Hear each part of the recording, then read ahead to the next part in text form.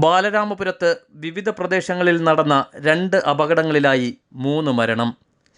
ഒരാൾ ഗുരുതരമായ പരിക്കുകളോടെ നെയ്യാറ്റിൻകര സ്വകാര്യ ആശുപത്രിയിൽ ചികിത്സയിലാണ്. ഇന്നലെ രാത്രി 12 മണിയോടെയായിരുന്നു സംഭവം. മൊടവൂർപ്പാറ ജംഗ്ഷന് സമീപം മിനിലോറിയും സ്കൂട്ടറും കൂട്ടിയിടിച്ച് 2 പേർ മരിച്ചു. ഒരാൾ ഗുരുതരമായ പരിക്കുകളോടെ നെയ്യാറ്റിൻകര സ്വകാര്യ ആശുപത്രിയിൽ ചികിത്സയിലാണ്.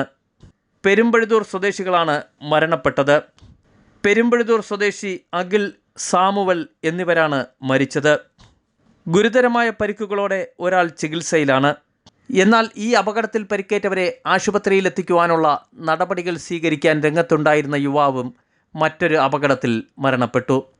താന്നിവളയ്ക്ക് സമീപം ബൈക്ക് മതിലിലിടിച്ചാണ് 26 വയസ്സുള്ള മനോജ് കുമാർ മരണപ്പെട്ടത്. മനോജ് കുമാർ വീട്ടിലേക്ക് പോകുന്ന വഴിയാണ് അപകടം സംഭവിച്ചത്. ബാലരാമപുരം പോലീസ് കേസെടുത്ത് അന്വേഷണം ആരംഭിച്ചു. കൃത്യമായ അപകട കാരണം അറിയുന്നതിനായി പോലീസ് പ്രദേശത്തെ CCTV ദൃശ്യങ്ങളും പരിശോധിച്ചു വരികയാണ്.